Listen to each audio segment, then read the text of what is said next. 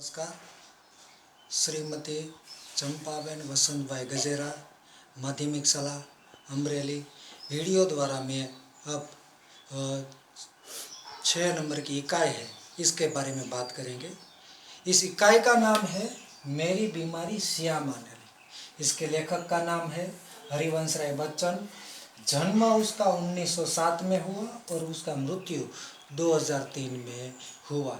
ये जो पाठ का नाम जो लिखा इकाई का, मेरी बीमारी श्यामा नली, श्यामा उसकी पत्नी हरिवंश राय जो बच्चन है, ये कहानी उसी पर है। और जो श्यामा है वो उसकी बीमारी लेखक की है, वो ले लेते हैं। स्कूल में हरिवंश राय बच्चन है, स्कूल में काम करते हैं टीचर का, और साथ में ट्यूशन भी कराते थे।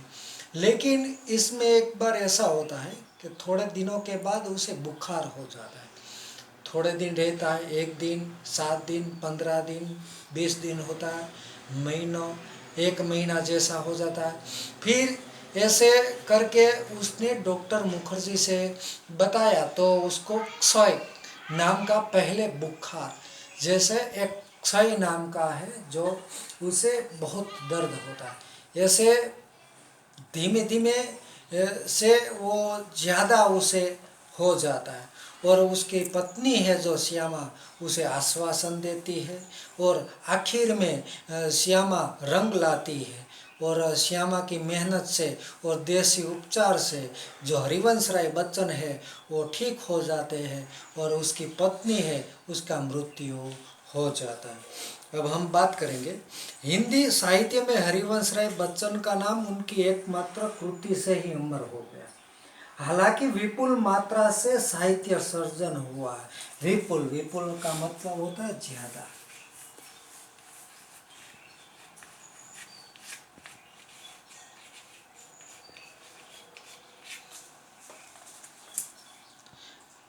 मधुशाला के कवि के रूप में बच्चन जी को इतनी शोहरत मिली कि उनकी मधुशाला का सभा सम्मेलनों, कवि गोष्ठी आदि में होता। लोग बड़ी संख्या में उमड़ते थे। प्रस्तुत अंश क्या फूलों क्या याद करूं में से लिया, ये जो अंश है थोड़ा, ये क्या फूलों क्या याद करूं में से लिया गया है। अब हम इकाई के बाद, मैं अपनी बीमारी को दुलराने वाले में न था। रिपीट, यह मैं बीमारी तरफ सख्त था। सच कहूँ तो मैं अपनी बीमारियों के प्रति प्राय निर्भय वो अपने आप ही काम कर। शायद मैंने गांधी जी के ही लेख में कहीं पढ़ा था कि बीमार होना अपराध है, बीमार हमें नहीं होना चाहिए। हमें जो शरीर दिया गया उसे हम स्वस्थ न रखें तो हम अपराधी तो है ही। मुझे जब कभी छोटी मोटी बीमारी होती, जुकाम, बुखार, खांसी, सिर दर्द, तो मैं खाट पर न लेटता और भी अपने से काम ले। मैं जब मुझे ये सब बीमारियां होती तब मैं खाट पे न लेटता था, लेकिन तब मैं ज़्यादा काम करता था। बुखार में अपनी रात की ट्यूशन पर जाने की याद, बुखार होता था तब भी वो रात को ट्यूशन पर जाते थे। मजदूरी करके रोटी कमाने वाले को बीमार पड़ने का क्या अधिकार है। बीमारी अमीरों की, हरामचंद की है। गरीबों को उसे अपने पीछे न लगाना चाहिए। लिखने में तो ऊंचा बुखार मुझे सब तरह से सहायक, प्रेरक और प्रोत्साहक लगता।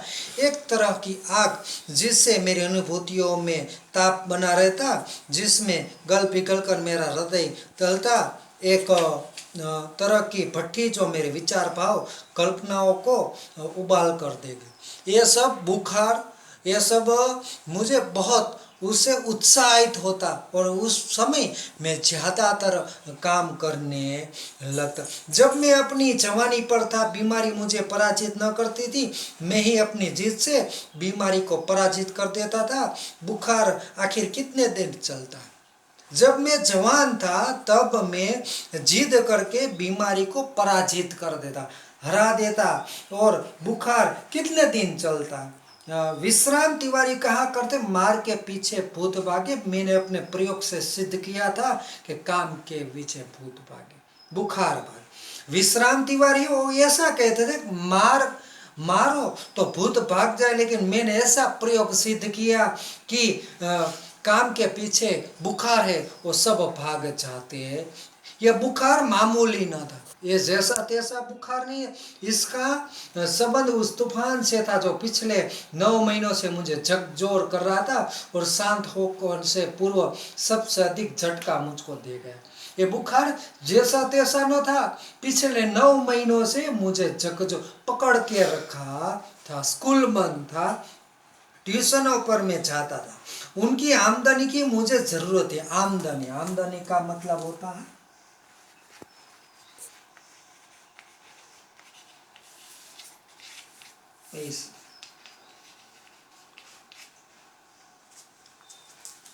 जो होता है उसकी मुझे जरूरत थी।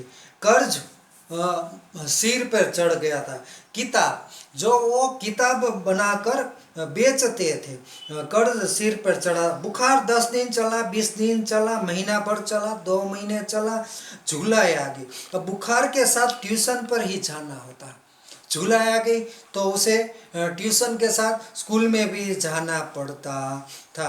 एक दिन श्यामा ने कहा कि मैं डॉक्टर बीके मुखर्जी से अपनी परीक्षा कराऊं।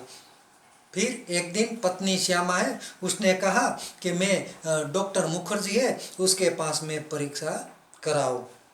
मैंने टालम टोल की तो उसने ब्रह्मास्त्र छोड़ दिया। मैं जब तक अपने को डॉक्टर को न दिखलाऊंगा वह खाना नहीं खाए। एक दिन ब्रह्मास्त्र छोड़ दिया। पत्नी ने ऐसा कहा कि आप जब तक डॉक्टर को नहीं बताएंगे तब तक मैं खाना नहीं खाऊंगा। उसको भय था कि मुझ पर क्षय का आक्रमण हुआ। नुस्खा उन्होंने लिख दिया और कुछ दिन चिंता मुक्त होकर पूरी तरह आराम करने को कहा। थोड़े दिन दवा सब दिया और आराम करने को मुझे कहा। मरने से मुझे डर नहीं था, वह मुझे कठिन भी नहीं लगा। कठिन लगा मरने से पहले जीना। पूरे आराम के अर्थ हो गए ट्यूशन छोड़ दूँ, स्कूल से छुट्टी ले लूँ, ज़्यादा लूँ तो फिर तनख्वाह के लेने को तैयार हूँ, फिर घर का खर्च कैसे चलेगा। लेकिन मरने से मुझे डर नहीं था, लेकिन उससे पहले, मरने से पहले जीने का मुझे डर लगा। और आराम का मतलब ट्यूशन छोड़ दूँ, स्कूल के छुट्टी ले लूँ और बगैर तनख्वाह, तनख्वाह का मतलब पगार जो होता, उसे मैं घर का खर्च कैसे चलाऊँ। शालिग्राम, शालिग्राम केवल अपनी तनख्वाह के बल पर घर नहीं चला सकते। शालिग्राम उसके भाई का नाम था, उसकी पगार पर मैं घर नहीं चला सकता। किताबों से आमदनी अनियमित और अनिश्चित है, कर्ज भी अदा करने को भी कम। लेकिन जो पुस्तक है वो भी अभी बेची नहीं जा रही थी और कर्ज है वो सिर पर चढ़ रहा था। श्यामा ने मेरी बीमारी सुनी तो कांप उठी पर तुरंत संभल भी गई।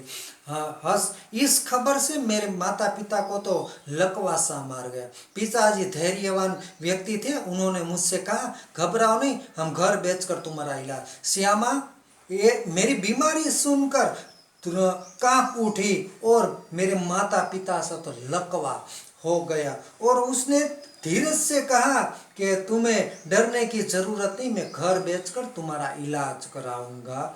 श्यामा ने कहा चिंता में रहोगे तो दवा कैसे लाभ पहुंचे। आप चिंता में रहोगे तो आपको ये जो लाभ है दवा का वो कैसे मिलेगा। फिर मैंने डॉक्टर बीके मुखर्जी के पास जाकर, डॉक्टर साहब आपका इलाज बहुत महंगा है, मेरे पास आपके इलाज के लिए पैसे। डॉक्टर मुखर्जी ने कहा पैसे नहीं तो जाओ मरो, चुनौती से मुझे बल मिलता है। लेखक हरिवंश राय बच्चन है, वो डॉक्टर मुखर्जी के पास जाते हैं और कहते हैं कि आपका इलाज है बहुत महंगा है, मैं नहीं कर सकता। तब डॉक्टर ने कहा तुम्हारे पास पैसे नहीं तो जाओ मर जाओ। लेकिन लेखक को चुनौती से ही ज़्यादा बल मिलता था, मुझे देसी उपचार से अच्छा होने। फिर उसने देसी उपचार करना शुरू कर दिया, उससे उसे ठीक ठीक धीरे धीरे अच्छा होने लगा। अपने क्षय ज्वर से पूर्णतः मुक्त हो जिस दिन मैंने सामान्य भोजन किया 15 अप्रैल 1936 को, ठीक उसी दिन वह 4 पर गिरी, फिर न उठी। 216 दिन बराबर रोगशैया पर पड़े रहने के बाद 17 नवंबर 1936 को श्यामा ने शरीर छोड़ दिया। मुझे सही से आराम मिला, मैंने सामान्य भोजन किया, तब 15 अप्रैल 1936 को मैं ठीक उसी पर मुझे अच्छा हुआ और मेरी पत्नी जो श्यामा है वो 4 पाई खाट पर गिर गई और 216 दिन वो खाट पे रही, फिर वो नहीं उठी। 17 नवंबर 1936 को श्यामा ने अपना शरीर छोड़ दिया। धन्यवाद।